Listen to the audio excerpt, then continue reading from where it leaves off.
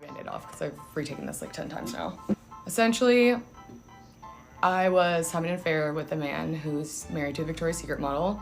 At the time, you know, I was young, I was naive, and I mean, quite frankly, I feel exploited. I wasn't in the scene like I am now, so I was definitely very easily manipulated. Maroon 5 is practically elevator music at this point, so I'm sure you know who Adam Levine is. But Adam and I were seeing each other for about a year. After I stopped talking to him over, you know, a period of months, this is how he came back into my life. He said, okay, serious question. I'm having another baby, and if it's a boy, I really want to name it Sumner. You okay with that? Dead serious. I was like, I'm in hell. Like, I have to be in hell at this point.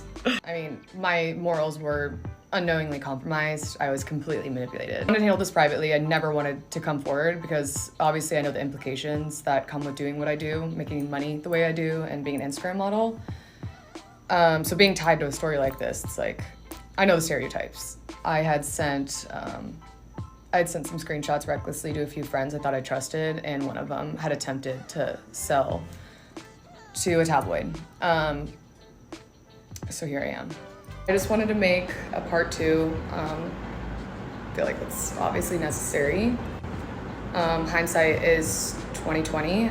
I initially wanted to go in and talk about how remorseful I feel and how embarrassed and disgusted I am with myself, but I didn't want people to look at it and think like, oh, she's playing the victim.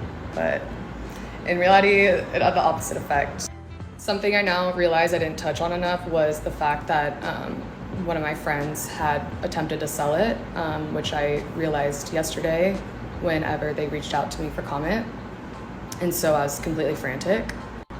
That is why that video is, for one, just so all over the place, and two, why I didn't touch on some of the things that I initially would have liked. So in this video, I would like to address some of those things. I only came forward because I wanted to kill whatever story the tabloid had. The most important part that I did definitely gloss over is the fact that I was under the impression that their marriage was over. I believe that they were keeping it quiet to avoid the negative press because, as I had said, I was new to LA. So I just assumed that with celebrities of that caliber, that's just how it was. And that's why I feel exploited, because he knew I believed everything that he said because of my vulnerable position of being new to LA. Also, he was DMing me straight from his verified Instagram account. I didn't have any reason to further question it. But I now realize that that was likely a manipulation tactic of his, you know, just hiding in plain sight. As soon as I had realized that was not the case, I had cut things off with him. In retrospect, I wish I would have questioned things more. I wish I wasn't so naive, but, you know, being naive is not an excuse for what I did in the role I played in this. Again, in no way was I trying to gain sympathy, and I fully realize I'm not the victim in this. I'm not the one who's really getting hurt here. It's Beati and her children, and for that I'm so sorry.